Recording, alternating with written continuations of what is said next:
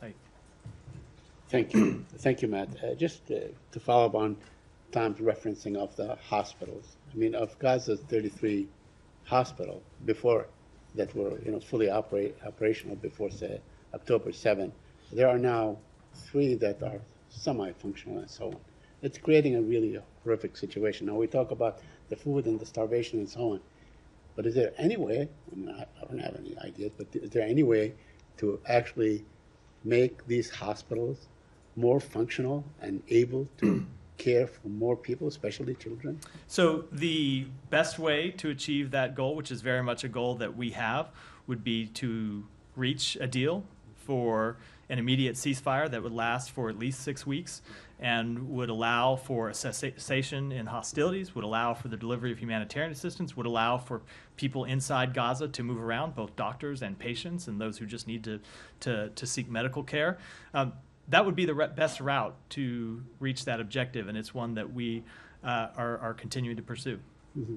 So, 6 weeks would probably be a nice respite for the people and for everybody involved, but it also presumes that the fighting will continue thereafter for whatever reason after the end of the 6 weeks, especially, in light of what you alluded to yesterday, that you support Israel in its pursuit of the defeat of Hamas and so on. And what we see 150 days after this war began, we see that the fighting is still going. Hamas is not defeated by the best analysis. It has been degraded somewhat, maybe 30%, 20%, whatever it is. So conceivably, this war can go on for another year. So we have always said that we want to see this conflict end as soon as possible. We want to get a temporary ceasefire to alleviate the humanitarian situation and get the hostages home. But it is our goal to end the conflict completely and to end it as soon as possible. And as you have heard me say before, Hamas bears a lot of responsibility for the conflict continuing to be waged. Hamas could come forward and surrender. They could come forward and swear off violence. They could put their arms down. And one of the things that we would very much try to pursue in the event of a humanitarian ceasefire would be the demilitarization of Gaza and the demilitarization of Hamas. And it's something that we will consult with, that we have been consulting and will continue to consult with partners in the region about, because for all that Israel has done in this conflict and all it has done to bring Hamas terrorists to justice, Hamas does bear a lot of responsibility for the conflict ongoing. So if we are able to get a ceasefire, it is very much something that we will pursue. I understand, but you're saying that you want Hamas to surrender.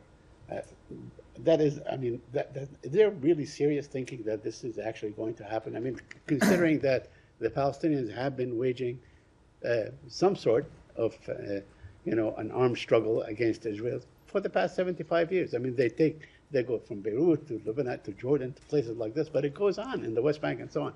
Is there really expectation that the Palestinians will give up the notion of getting their rights or getting their rights in the absence of the world doing anything about granting them their rights, that they have to do it on their own? So we do not want the Palestinians to give up their rights. In fact, you have seen the Secretary and the President pushing very hard for a two-state solution that would create an independent Palestinian state and would answer the legitimate aspirations of the Palestinian people.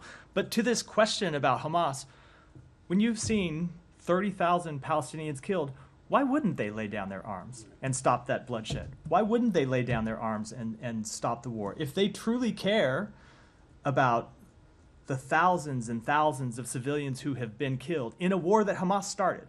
So remember who started this war. If that was in their real interest, the well-being of the Palestinian people, I'm hard-pressed to answer why they wouldn't lay down their arms and pursue a demilitarization option when you have the United States and other countries in the region saying we are prepared to step forward and work on a legitimate political path forward for the Palestinian people. Not one that's brought about by terrorism, not one that's brought about by violence, but a legitimate political path that leads to an independent Palestinian state. Lastly, I'm sorry, but just to push this point a bit further, the Palestinians basically said, okay, we lay down our arms. They've done it time and time again. They recognized Israel. They signed treaties Hamas and so on has not with them. done it.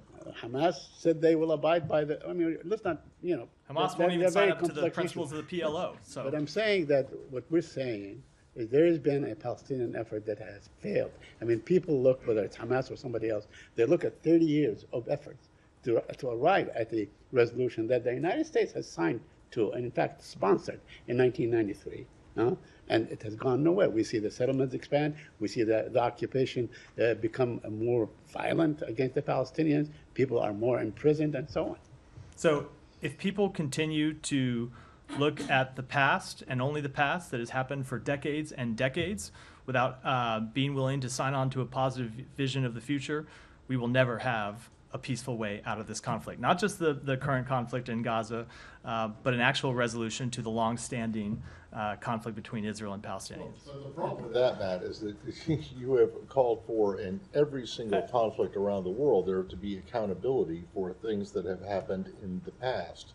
And now you're saying, oh, well, just forget about it. No, that's not. My point is there has to be at some point a political reconciliation. And so I think Saeed's point was, why would Hamas agree to lay down arms when we have seen grievance after grievance go on for decades? And the point that we have made, and you've heard this, the Secretary speak to this a number of times. Ultimately, there are two paths. You can continue down this path where we talk about what happened decades and decades ago and try to address that through violent activities, or we can have a peaceful resolution to this. And of course, of course, there's a process for addressing legitimate grievances through that process. But what I'm saying, and the point that we have made, is continuing to carry out violence as the solution to decades-old grievances is a path to continued conflict and a never-ending cycle that does not advance the interests of the Palestinian people. But you're talking about addressing legitimate grievances from the past, right? Yes, and my point is through violence will just lead you in this never-ending cycle that the region has been in for decades. I mean, because you said that why wouldn't Hamas look at the numbers of